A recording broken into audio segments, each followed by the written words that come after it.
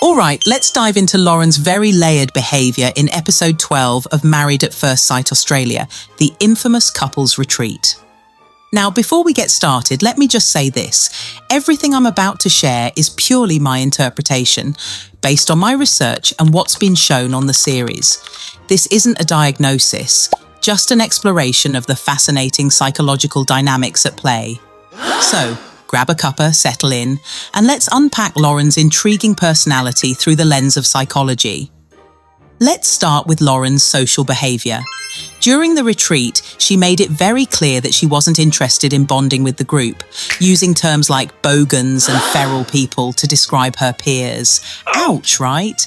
This kind of language creates an in-group, out-group dynamic, where she distances herself from others to reinforce a sense of superiority.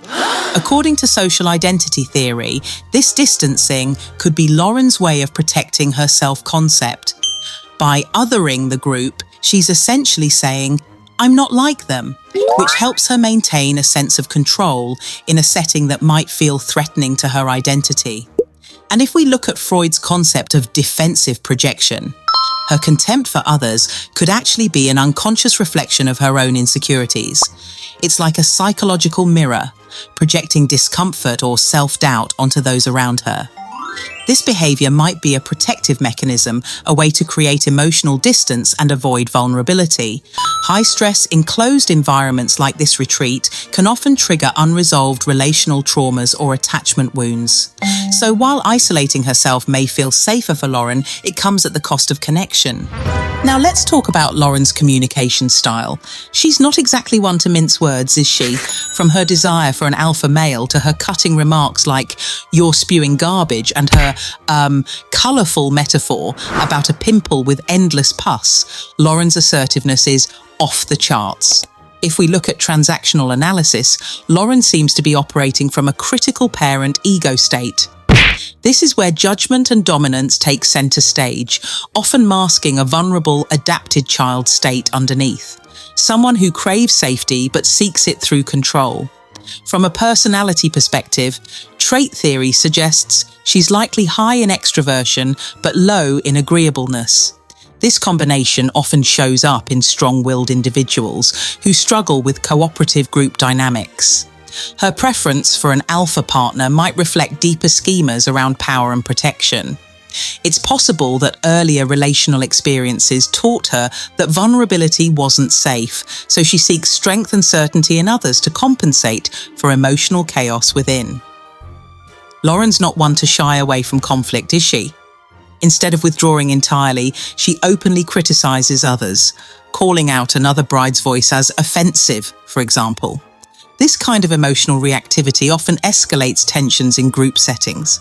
From an attachment theory perspective, Lauren's behaviour aligns with a fearful avoidant attachment style. This is where individuals swing between criticism and detachment, often because early environments made love feel inconsistent or unsafe. And if we consider affect regulation theory, her heightened emotional responses could indicate difficulty with self-soothing under stress. It's like her threat detection system, the amygdala, is on high alert, making it harder to regulate her emotions in the moment. Lauren's reactivity isn't just hostility for the sake of it. It's likely rooted in hyperarousal, a protective display when emotional safety feels compromised.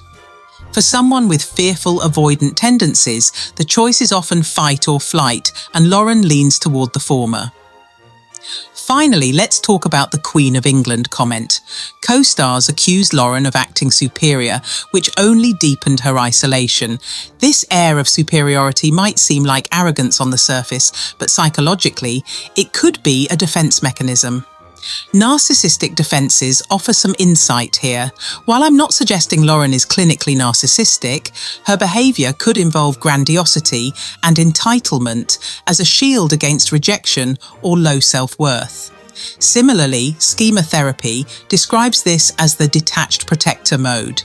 This is where individuals emotionally shut down, act superior, or isolate themselves to avoid feelings of pain or shame.